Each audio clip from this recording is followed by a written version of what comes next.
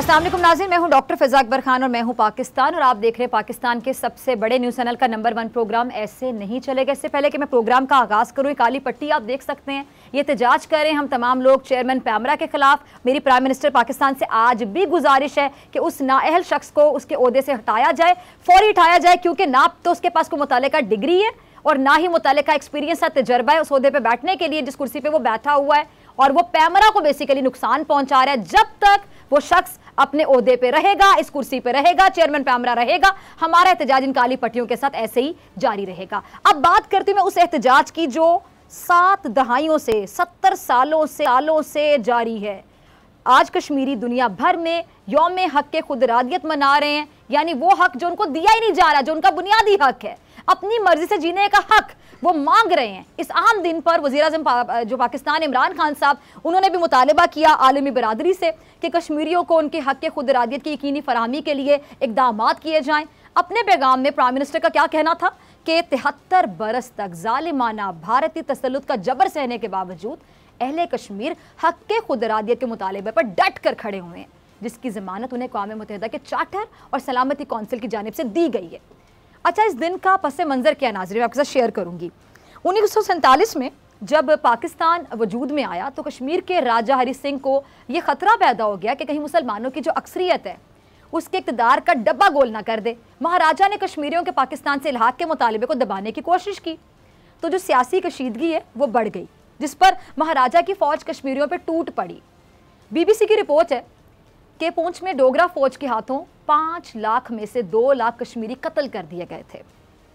इस कत्लेआम पर कबायली इलाकों से आपको मैं बताऊं कि जोग दर जोग जो मुजाहिदीन हैं कश्मीरियों की मदद के लिए भी रवाना हुए और उन्होंने डोगरा फ़ौज की ईंट से ईंट बजा दी। बुज़दिल था महाराजा, जिसने डर कर ये कोशिश की कि वो जम्मू भाग जाए किसी तरह और भारत को फ़ौज कशी की दावत दे दी उस बुज़दिल शख्स ने। अब जो हिंदुओं की एक सोच है, उन्होंने यहाँ पे क्या काम दिखाया कि बग़ैर इल्हाक़ के फ़ौज भेजने से इनकार कर दिया। वो कहते हैं ना कि मरता क्या ना करता, वही सूरत हाल थी वहाँ पे। महाराजा हरी सिंह अपना इक़्तिदार बचाने के लिए राज़ी हो गया, लेकिन ये जो किराए के कारतूस हैं ये ठुस हो गए और भारतीय फ़ौज भी कबायलियों का मुकाबला करने में बुरी तरह नाकाम हो गई, जिसके बाद हिंदुस्तान अपनी जान बचाने के लिए खुद ये मामला लेकर अक़वाम मुत्तहिदा चला गया, मजबूर हो गया वहाँ जाने पर। लेकिन झूठों को यहाँ भी मुँह की खाना पड़ी। 5 जनवरी 1949 को अक़वाम मुत्तहिदा ने कश्मीर का फैसला कश्मीरियों की उमंगों के मुताबिक करने की करारदाद भारी अक्सरियत से मंजूर कर ली। अब ये जो अक़वाम मुत्तहिदा की करारदाद से पाकिस्तान और पूरी आलमी बरादरी ने ही नहीं तस्लीम किया, इन सब ने तो किया, खुद भारत भी माना कि हाँ ऐसा ही होना चाहिए, इन्हें हक के खुदरादियत देना चाहिए। यही नहीं बल्कि 1956 तक भारत आलमी बरादरी और जो पाकिस्तान और कश्मीरी अवाम को ये यकीन भी दिलाता रहा कि कश्मीर का फैसला उनकी मर्जी से होगा। लेकिन जैसे जैसे वक्त गुजरता गया, भारत अपने वादे से मुकरता गया, पीछे हटता गया और कश्मीरियों पर जुल्म भी बढ़ता गया। मैं अपने कश्मीरी भाइयों की जुर्रत को, मोहब्बत, इस्तकामत को आज सलाम पेश करती हूँ, उनके हौसले को आज मैं सलाम पेश करती हूँ। सीने पर गोलियां खाते रहे, माएँ जवान बेटों की लाशें उठाती रहीं। कितना मुश्किल होता है ना किसी बाप के लिए जवान बेटे की लाश को उठाना, उसको दफनाना। छोटे छोटे बच्चों के साथ वहाँ क्या होता रहा आप सबके सामने, कितनी माओं ने अपने जवान बेटों की कुर्बानियाँ दी हैं। लेकिन कश्मीर बनेगा पाकिस्तान के नारे से पीछे नहीं हटे। आज मैं सलाम पेश करती हूँ उन बूढ़े वालिदैन को, उन माओं को, उन बापों को जिन्होंने अपने बच्चों की कुर्बानी दी, उनकी जानों की कुर्बानी दी, इस जिद्दोजहद को, इस जज्बे को, इस हौसले को सलामत रखने के लिए। 70 साल कोई छोटा अरसा होता है नाजरीन, 70 साल से ज़ायद हो चुके हैं, 7 डेकेड्स, 7 दहाइयाँ। कश्मीरियों ने 7 दहाइयों तक भारतीय फ़ौज के जुल्म बर्दाश्त किए, लेकिन ये सारे जुल्म एक तरफ और मोदी के दौर में जो होने वाली दरिंदगी कह लें, वहशत कह लें, बर्बरियत कह लें, वो एक तरफ। इतनी वहशत, इतनी बर्बरियत, इतनी दरिंदगी की आपको मिसाल नहीं मिलेगी दुनिया में कहीं। गुजरात के इस कसाई ने यहाँ भी अपने घटियापन की इंतहा कर दी। पठानकोट, पुलवामा, उड़ी और जाली सर्जिकल स्ट्राइक्स जैसे बड़े बड़े ड्रामे भी करता रहा और कश्मीरियों पर जुल्म भी करता रहा, सितम भी करता रहा। ये घटिया शख्स, इसका नाम है नरेंद्र मोदी, घटिया शख्स। 3 साला पोते के सामने, आपको याद है दादा को शहीद करने पर दुनिया भर में दुनिया इस नरेंद्र मोदी पे बेकायदा थू थू कर रही थी, लेकिन इसे फिर भी शर्म नहीं आई और इसने रियासती दहशतगर्दी करते हुए कश्मीर की खुसूसी हैसियत ही खत्म कर दी। भारतीय आईन से आर्टिकल 370 खत्म करके कश्मीर को भारत में, हकीकत ही होती कि जिसमें इंसानियत मर जाए ना, जो इंसान ही ना हो, जिसमें इंसानियत ही ना हो, उसका शर्म से क्या काम। इतना नीच, इतना घटिया शख्स यकीन जानिए मैंने अपनी जिंदगी में नहीं देखा, जो अपनी नीच हरकतों को सीने पर तमगे की तरह सजाकर फिरता है। इतना ये घटिया है नरेंद्र मोदी। इसका एजेंडा क्या है जरा ये देखिए। ये घटिया शख्स, ये गिरा हुआ शख्स, ये छोटा शख्स, ज़हनी तौर पे छोटा शख्स, गिरा हुआ शख्स क्या कह रहे हैं? Done done done. ये घटिया आदमी, बल्कि इसे तो आदमी कहना आदमियत की तौहीन है, इसे इंसान कहना इंसानियत की तौहीन है। इसे क्या पता कि इंसानियत होती क्या है, इसे पता ही नहीं कि डन क्या है। डन तो उस दिन होगा नरेंद्र मोदी जब कश्मीरी डन करेंगे, वो होगा डन डन। अभी तो उसने जन्नत नज़ीर वादी को जेल बना के रखा हुआ है। 1 साल 4 महीने हो गए हैं कश्मीर में कर्फ्यू के नाम पर जिंदगी बंद है। 80 लाख आबादी पर जरा सोचिए नाजरीन कि 9 लाख भारतीय दरिंदा से फौज मुसल्लत है, बाकायदा मुसल्लत है ना। यानी आप समझ लें कि 9 कश्मीरियों पर एक फौजी, 9 कश्मीरियों पर एक फौजी, पुलिस और दूसरे इदारे इसके अलावा, और ये सारे मिलकर मकबूजा वादी में निहत्ते कश्मीरियों के खून से हाथ रंग रहे हैं। कश्मीर मीडिया सर्विस की ये रिपोर्ट देखें जो आलमी मुंसिफों के मुंह पर बाकायदा तमाचे से कम नहीं है। इस रिपोर्ट के मुताबिक 1989 से अब तक भारतीय मुजालिम से 95,000 कश्मीरी शहीद, 95,000 सही सुना आपने, और लाखों जख्मी हो चुके हैं। 1 लाख से जायद बच्चे बाप की शफकत से महरूम हो गए। 22,000 खवातीन बेवा हो चुकी हैं। दहाइयों से जारी अंधेर नगरी में 11,000 खवातीन की इज्जत भी तार तार हुई है। 11,000 खवातीन की इज्जत। कश्मीरियों पर टूटने वाले जो जुल्म है, इनका जिक्र पैलेट गन के बगैर अधूरा है।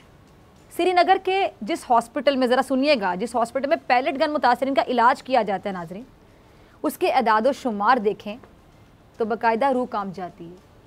ये सिर्फ एक जुमला नहीं है कि रूह कांप जाती है, रूह वाकई कांप जाएगी। भारतीय फ़ौज की ये जो पैलेट गन से छर्रे मारते हैं, इन लोगों की बिनाई छीनते हैं, उनकी तरफ से पैलेट गन का इस्तेमाल किया जाता है। ये तकरीबन 1300 अफराद, आप समझ लें पूरी तरह से या फिर जुज़वी तौर पर बिनाई से महरूम हो चुके हैं। इतने अफराद, इनमें से 60 अफराद की दोनों आँखों में छर्रे लगे हैं। ज़रा सोचिए, दोनों आँखों में छर्रे। औरतें, बूढ़े, जवान सब इससे मुतासर हुए हैं। लेकिन जुल्म की इंतहा देखिए आप कि कश्मीर में 19 महीने की नन्ही बच्ची जिसका नाम है हिब्बा जान को भी भारतीय फ़ौज ने पैलेट गन से निशाना बनाया।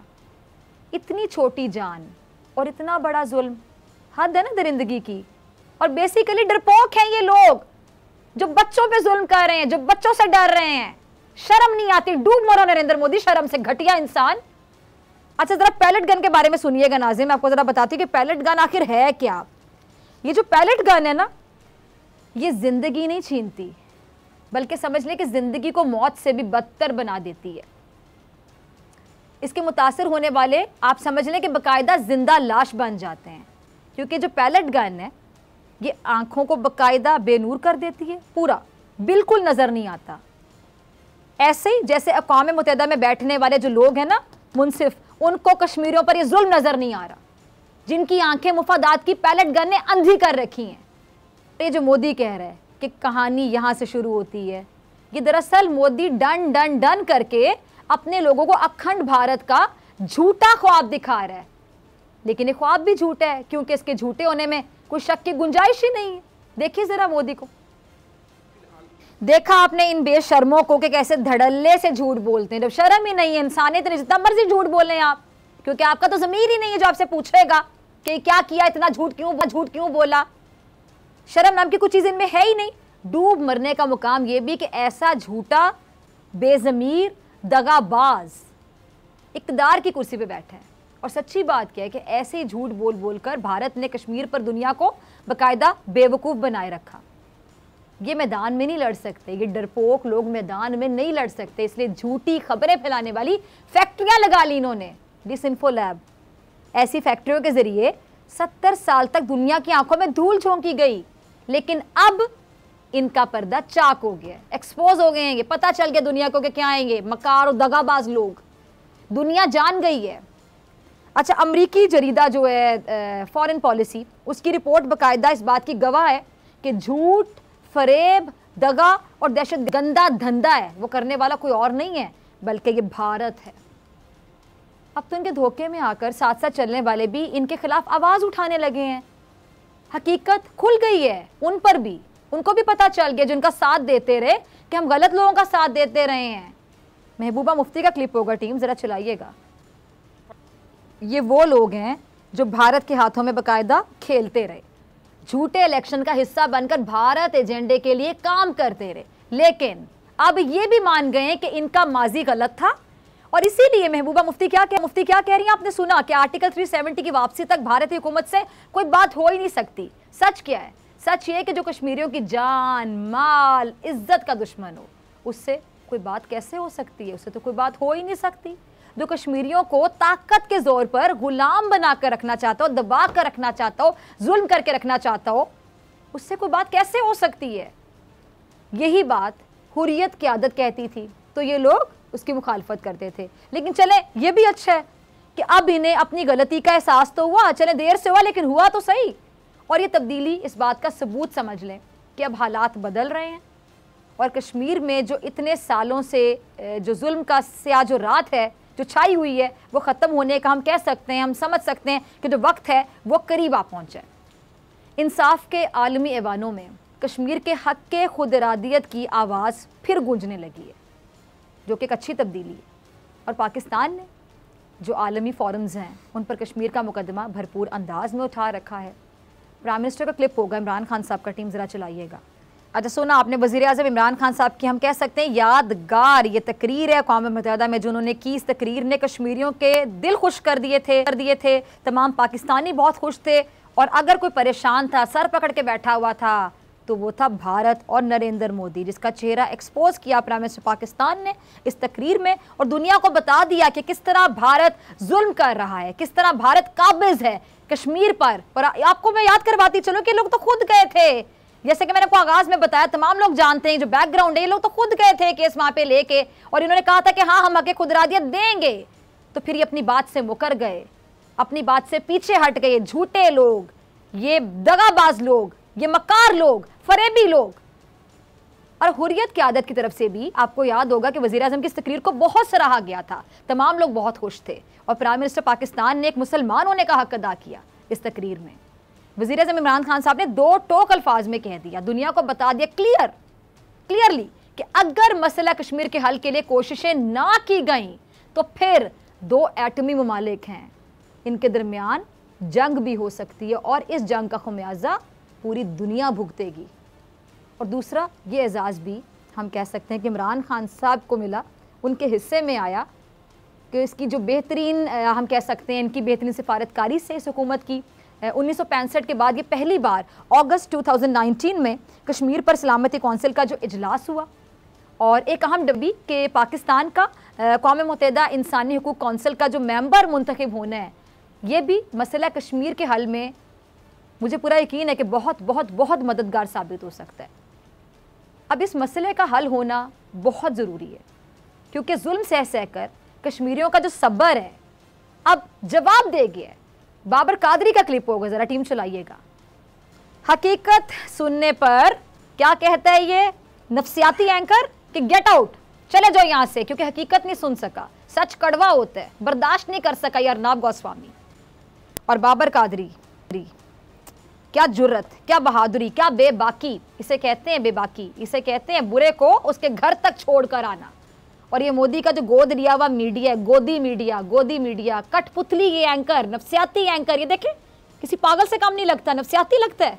देखें जरा इसका चेहरा, इसका अंदाज, खुद साख्ता सहाफ़ी, पूरा जोर लगाकर भी एक कश्मीरी बेटे के मुंह से पाकिस्तान मुखालिफ नारा ना लगवा सका। ये इसकी औकात, इसके नरेंद्र मोदी की भी ये औकात है, इसने इसको गोदी लिया हुआ है,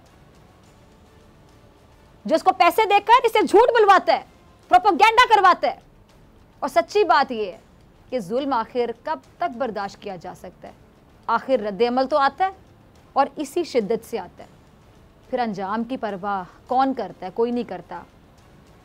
ये नारा लगाना बाबर कादरी का नाकाबिले माफ़ी जुर्म बन गया और कश्मीर के इस बहादुर बेटे को भी शहीद कर दिया गया। लेकिन मुसलमान शहादत से कब डरता है? मुसलमान तो शहादत से नहीं डरता। लेकिन सवाल ये भी है कि कब तक कश्मीरी सिर्फ मुजाहिरों और हड़तालों से काम चलाएं? कब तक सिर्फ अपने जिगर गोशों की लाशों पर नोहे पड़ें? वक्त ने बदलना तो है, क्योंकि फितरत का कानून ये है कि वक्त हमेशा सदा एक सा नहीं रहता। सफ़े मातम भी अपना मुकाम बदलती है। जो सफ़े मातम है वो भी अपना मुकाम बदल लेती है। रोने वाली आंखें भी बदलती हैं और यही फितरत का कानून है। और मैं ये बता रही हूँ आज नरेंद्र मोदी, तुम्हें खुलकर सुन लो कि ये कानून है फितरत का कि अब रोने की बारी तुम्हारी है नरेंद्र मोदी।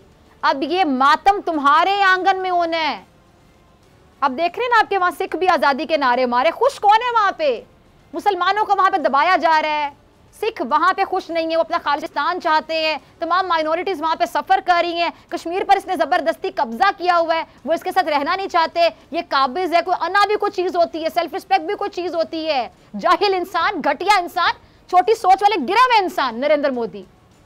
और आप देख लें कि कितने कश्मीरियों को उन्होंने शहीद किया, कितनी माओ ने अपने बेटों की कुर्बानी दी। और याद रखिएगा वो देते चले जाएंगे कुर्बानी। उनकी जिद्दोजहद, उनके हौसले को ये दबा नहीं सकता।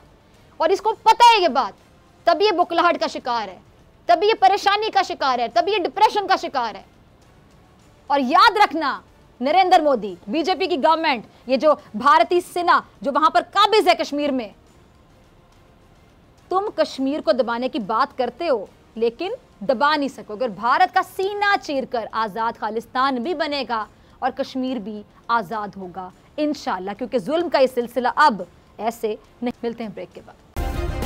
सब्सक्राइब करें और बेल दबाएं ताकि कोई खबर रह न जाए।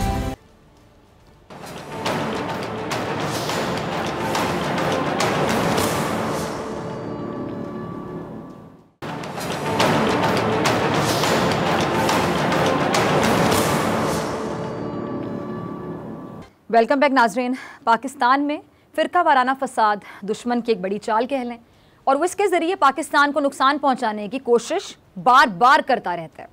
हमारे हज़ारा बिरादरी के जो भाई हैं जिनकी अक्सरियत कोयटा से है, अक्सर दुश्मन उन्हें निशाना बनाकर एक ख़तरनाक सूरत हाल पैदा करना चाहता है।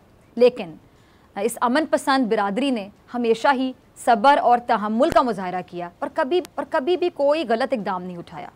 एक बार फिर इस कौम पर एक मुश्किल घड़ी आई है और इतवार के रोज़ कोयले की कान में हज़ारों मजदूरों पर एक दहशतगर्द हमला हुआ, जिसमें 11 कारकुन जो हैं वो शहीद हो गए।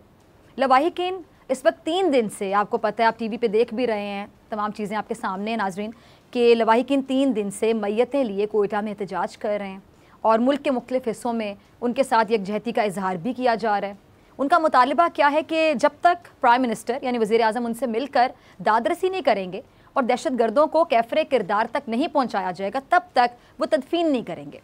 इस पर बात करने के लिए मेरे साथ मौजूद हैं बलोचिस्तान रुमान लियाकत शहवानी साहब, बहुत शुक्रिया अलग साहब ज्वाइन करने के लिए, और साथ ही ब्रिगेडियर रिटायर्ड गजनफर अली साहब, दिफाई तजियाकार, किसी तारुफ के मोहताज नहीं, आपका भी बहुत शुक्रिया ब्रिगेडियर साहब वक्त देने के लिए। लियाकत साहब, पहले आपकी तरफ आना चाहूँगी। ये अफसोसनाक वाक़या है, पेश आया, और अक्सर इस तरह के वाक़यात पेश आते हैं। अब आवाम सवाल करी लियाकत साहब कि क्यों आवाम को सिक्योरिटी फराहम नहीं कर पा रही गवर्नमेंट? दुश्मन बार बार वार कैसे कर जाता है?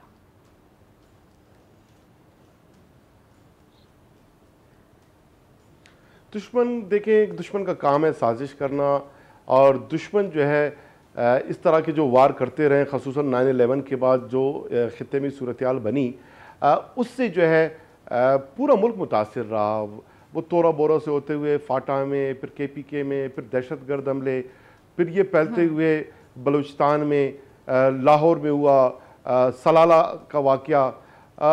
मुख्तसर ये कि कौन सा मकतब फ़िक्र महफूज रहा, हमारे सिक्योरिटी फोर्सेस भी निशाना बनते रहे, ऑफिशल्स भी निशाना बनते रहे, सियासतदान भी निशाना बनते रहे, खुदकुश हमले होते रहे, बम ब्लास्ट होते रहे, हाम शहरी उनको निशाना बनाते रहे, टारगेट किलिंग भी हुए। तो एक ये जो तकरीबन 1.5 से 2 अशरे जो गुजरे हैं, वो तो पूरी एक टेररिज्म की लहर थी। फिर ऑपरेशन ज़रब अज़ब हुआ, दीगर ऑपरेशन हुए, स्वात में जो दहशतगर्द उनके आइडाउट्स हैं, उनके सेल्स हैं, उनको ख़त्म किया गया। KPK में बेहतरी लाई गई, बलूचिस्तान में बेहतरी लाई गई। अब तो अल्हम्दुलिल्लाह गुज़िश्ता 2-2.5 सालों में ख़ुसूसन मौजूदा गवर्नमेंट के आने के साथ ही डॉक्टर साहिबा, ये वो न बलूचिस्तान है न ये वो कोयटा है, हमने तो 75% जो है जो आम वहाँ पर हम अलाकती होती रही हैं 2018 को कंपेयर करते 2020 75% उसमें बेहतरी आई। हमारे जो हज़ारा बहन भाई हैं, हज़ारा बरादरी, ये खसूसन बहुत ज़्यादा इन्होंने लाशें उठाई हैं, ये निशाने पे रहे हैं, इनके साथ जुल्म होता रहा है, जबर होता रहा है, इस बात पे कोई शक नहीं। लेकिन मौजूदा गवर्नमेंट आते साथ ही वो वाक़यात जो आलमोस्ट डेली बेसिस पे होते थे वो ऐसा नहीं रहा। अब पूरे 2.5 साल में अनफॉर्चुनेटली 2 से 3 इस तरह के वाक़यात पेश आए हैं। हमारे हज़ारा बहन भाई, हज़ारा बरादरी, ये परसिक्यूशन इनकी होती रही है, और ये जो इनका एरियाज़ हैं जहाँ पर ये मुकीम हैं, अलमदार रोड उसको कहते हैं, हज़ारा टाउन, ये वहाँ पर कन्फाइन होके रह गए थे। जेल किसी कैफियत थी, निकल नहीं सकते थे, कोई बाहर का आदमी नहीं जा सकता था, शॉपिंग के लिए नहीं जा सकते थे, कारोबार ज़िंदगी नहीं कर सकते, ट्रैवल नहीं कर सकते थे, अपने दफातर नहीं जा सकते थे, जॉब्स नहीं कर सकते थे। वो बड़ा तल्ख, बड़ा दर्दनाक, बड़ा कर्बनाक एक सूरत हाल थी, एक कंडीशन थी। मौजूदा गवर्नमेंट में हमने उसको बेहतर किया और मामलात ज़िंदगी बहाल हुए, खुशहाली बहाल हुई, और यही वो अमन व आशती है जो हमारे दुश्मनों को बिल्कुल भी नहीं भाता। और उस अमन आशती को वापस डिस्टेबलाइज करने के लिए, वापस रोशनी को तारीकियों में बदलने के लिए, खौफ हिरास फैलाने के लिए, हज़ारा हमारे भाई बहनों को उनको रुलाने के लिए, उनको तकलीफ देने के लिए उन्होंने मच में जो है इंतहाई मिजरेबल वर्किंग कंडीशन में काम करने वाले इंतहाई गरीब जो तबका है, मजदूरों को उन्होंने निशाना बनाया, बेदर्दी से उनको कत्ल किया।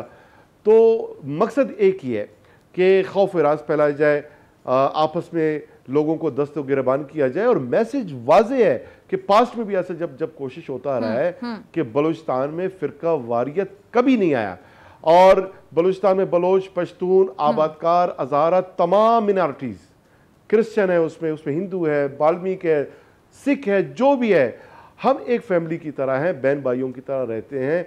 यकसुई यगानगत है हमारे सोच में, हमारी खुशी, हमारा गम, हमारा सूद ज़ियां, उसमें हम बराबर हैं, इस दर्द में हम शरीक हैं। और ये जो धरना पे हमारे बहन भाई बैठे हैं, वो मैयतें जो पड़ी हैं, उस दर्द को अपने सीने में, अपने दिल में महसूस करते हैं। पूरे बलूचिस्तान के अवाम, पूरे पाकिस्तान के अवाम उस दर्द में, इस मुश्किल घड़ी में, इस तकलीफ में हम उनके साथ हैं और उनके साथ बैठे हैं। बलूचिस्तान गवर्नमेंट जैसे ये बदकिस्मत वाक़या रूनुमा हुआ, उसी वक्त हमारे सिक्योरिटी फोर्सेस ने उस एरिया को कॉर्डन ऑफ किया, इन्वेस्टिगेशन शुरू हुई और हॉट पुर्सू हो रहा है। इंशाल्लाह हम ये जो कल्प्रिट्स, टेररिस्ट हैं, उन तक पहुंचेंगे, उनको इंसाफ के कटहरे में ज़रूर लाया जाएगा। FIR रजिस्टर हो चुका है, भरपूर हम जदोजहद हमारी जारी है। और बलूचिस्तान गवर्नमेंट इस वक्त, हमारे वज़रा हैं, हमारे ऑफिशल्स हैं, वो मुजाहिरीन के साथ मुसलसल हम इंगेज्ड हैं, गुजारिश कर रहे हैं, रिक्वेस्ट कर रहे हैं।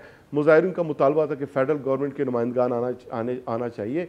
इंटीरियर मिनिस्टर, उनकी रेलेवेंसी बनती है उसके पोर्टफोलियो के हवाले से। शेख रशीद साहब वो कोयटा तशरीफ़ लाए, डिप्टी स्पीकर कासिम सूरी साहब कौमी असम्बली से वो इलेक्टेड MNA है, वो तशरीफ लाए। अच्छा, तमाम हमारे मिनिस्टर आज भी गए थे। कुछ ऐसी खबरें भी आ रही है कि प्राइम मिनिस्टर साहब ने फैसला किया कि वो जाएंगे, लेकिन कंफ्यूजन है कि वो जाएंगे या नहीं जाएंगे। ये प्राइम मिनिस्टर साहब ये मुतालिबा करें कि प्राइम मिनिस्टर साहब आए, इनसे मिले, इनकी दादरसी करें।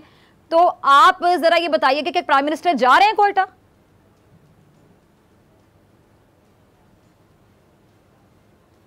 देखिए, मेरी इत्तला ये है कि प्राइम मिनिस्टर साहब प्लान कर रहे हैं, लेकिन प्राइम मिनिस्टर सेक्रेटरिएट की तरफ से कोई मेरे साथ, क्योंकि खबरें गर्दिश कर रही हैं, लेकिन ऑथेंटिक खबर अभी तक नहीं मिल सकी कि आया कि वो जा रहे हैं, नहीं जा रहे हैं। कुछ हलकों के कहने को फैसला कर चुके हैं कि वो जाएंगे, लेकिन कुछ लोग कंफ्यूज है कि पता नहीं वो जाएंगे कि नहीं जाएंगे।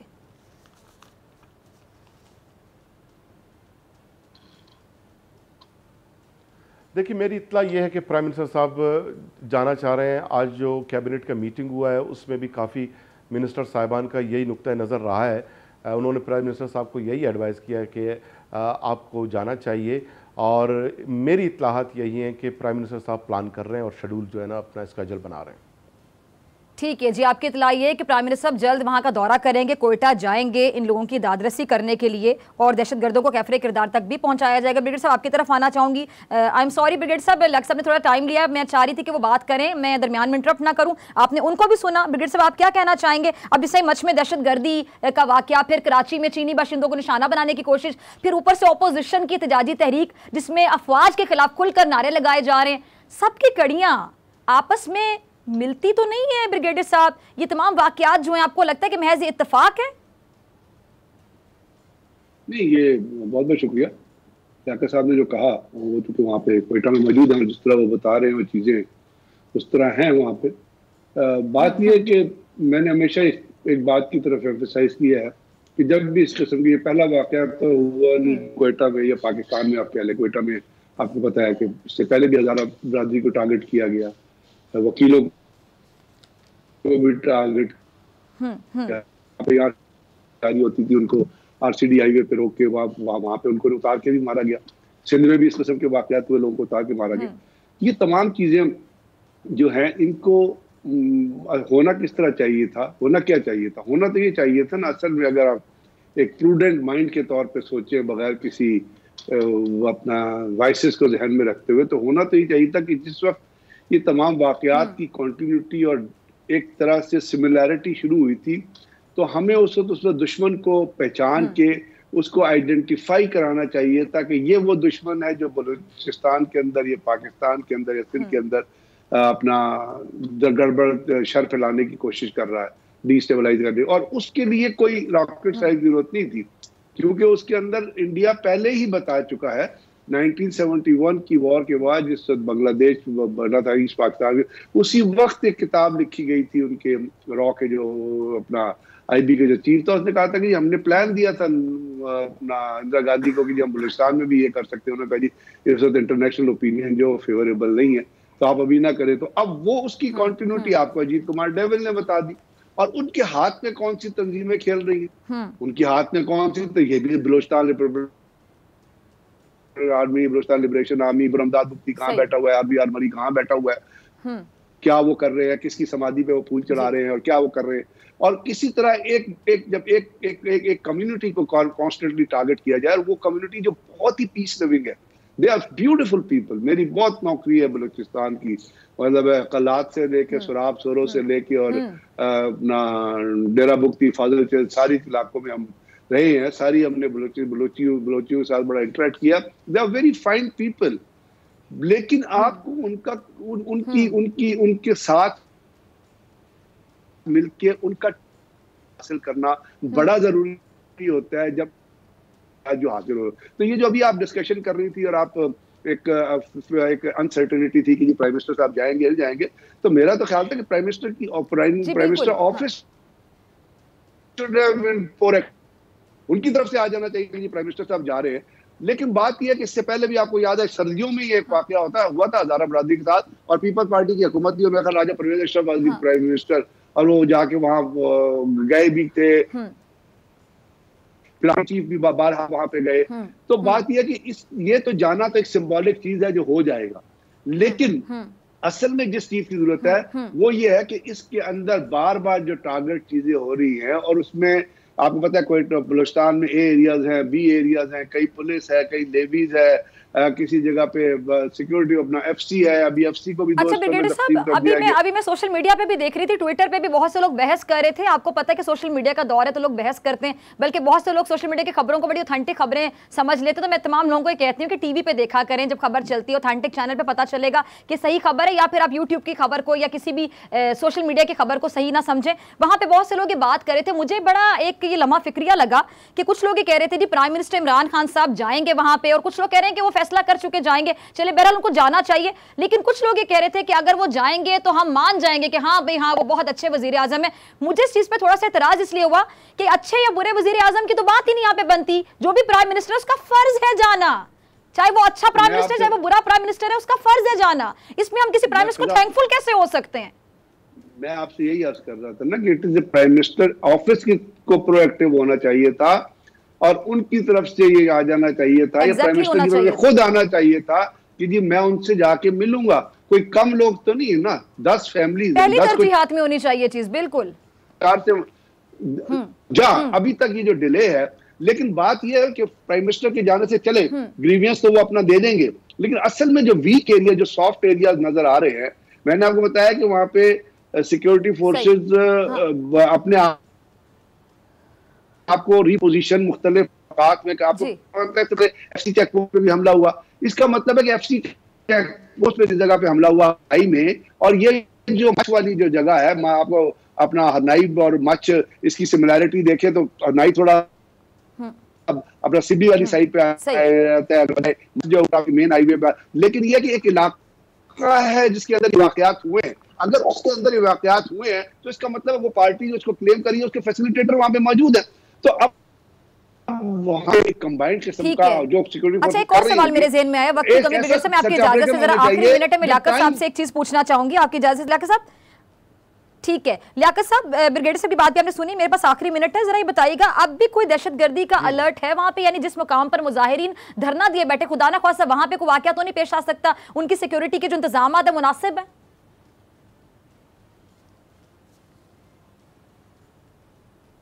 जी बिल्कुल मुनासिब है, मुकम्मल वहाँ पर सिक्योरिटी के जो हमारी रिस्पॉन्सिबिलिटी है मुकम्मल हमने डिप्लॉय किया हुआ है, वहाँ पर हैवी सिक्योरिटी पर्सनल मौजूद है। इंशाअल्लाह ऐसा कोई वाक़या अल्लाह ने चाहा तो पेश नहीं आएगा। ठीक है जी, बहुत शुक्रिया लियाकत शहवानी साहब और ब्रिगेडियर रिटायर्ड गजनफर अली साहब में थे। ब्रेक के बाद मिलते हैं नाज़रीन, सदीक जान होंगे मेरे साथ अपनी बड़ी खबर के साथ।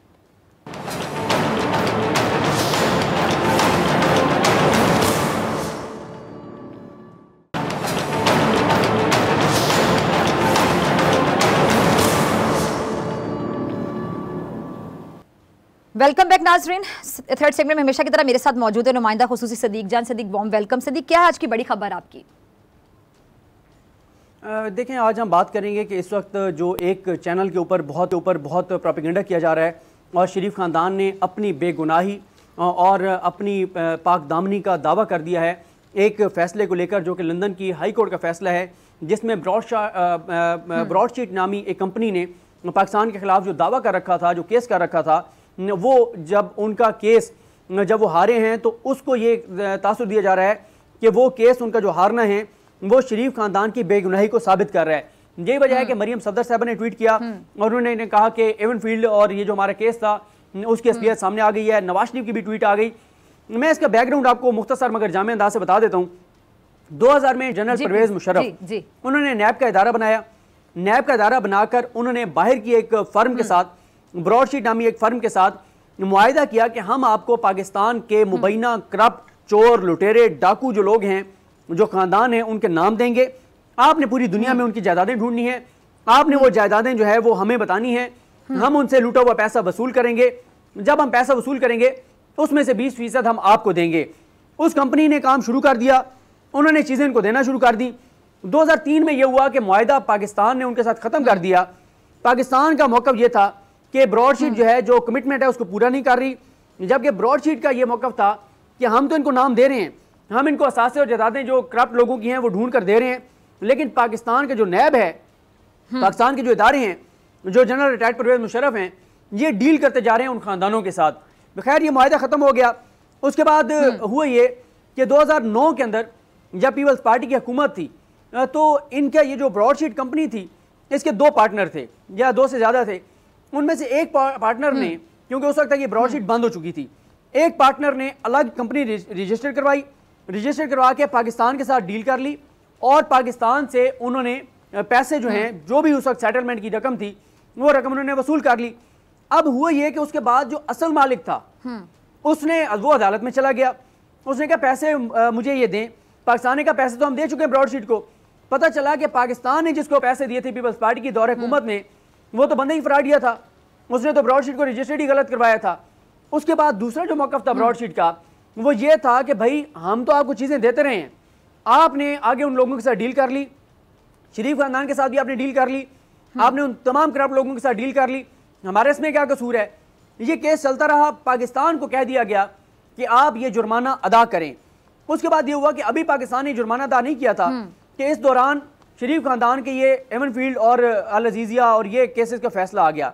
उसके बाद क्योंकि उस फैसले में एहतसाब अदालत के फैसले में यह था कि ये असासे और जायदादें जो लंदन फ्लैट्स हैं ये पाकिस्तान की मलकियत हैं, पाकिस्तान इनको जब्त कर ले, पाकिस्तान के हवाले की जाएं ये प्रॉपर्टीज़। उसके बाद ब्रॉडशीट ने क्या किया, ब्रॉडशीट फिर अदालत में चले गई।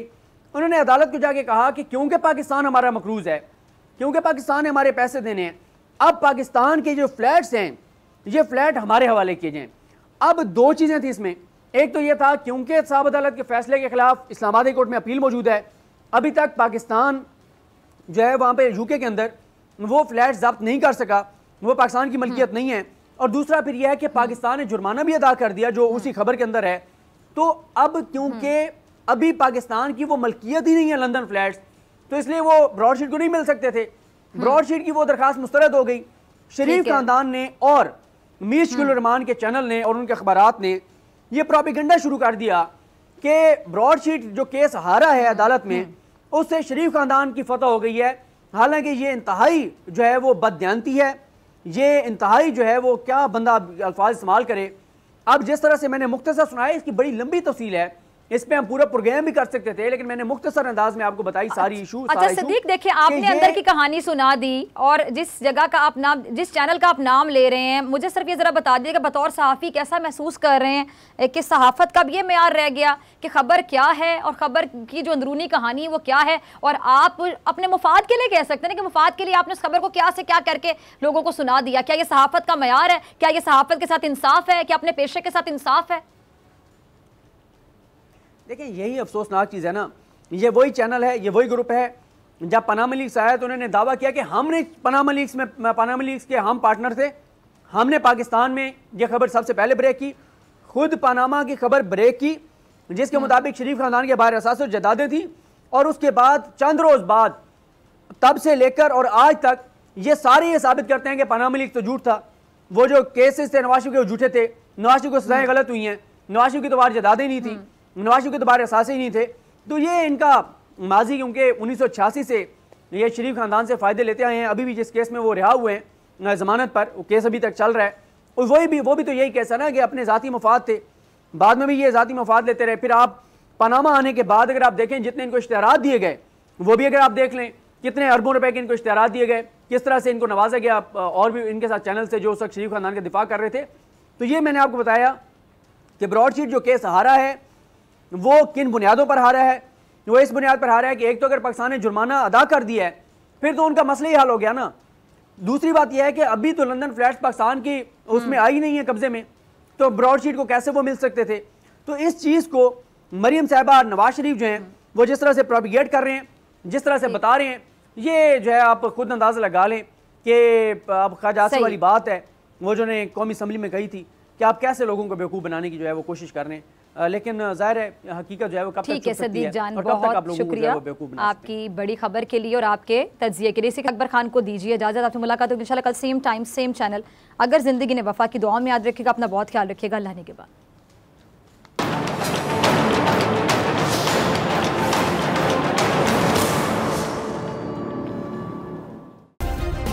सब्सक्राइब करें और बेल दबाएं ताकि कोई खबर रह न जाए।